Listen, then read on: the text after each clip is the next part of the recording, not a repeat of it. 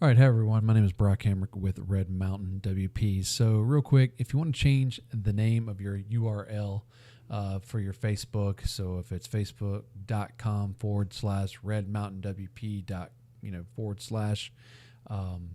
whatever your business name is, if you want to try to get that.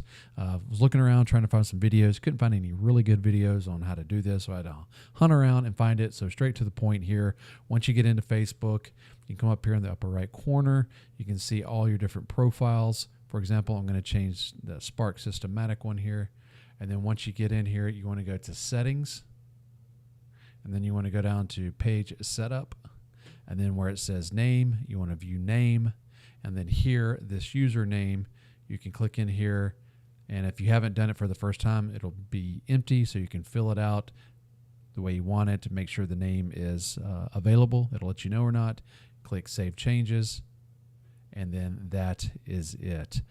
Like and follow for more of these quick videos, straight to the point videos. So thank you again. My name is Brock with Red Mountain WP. Take care.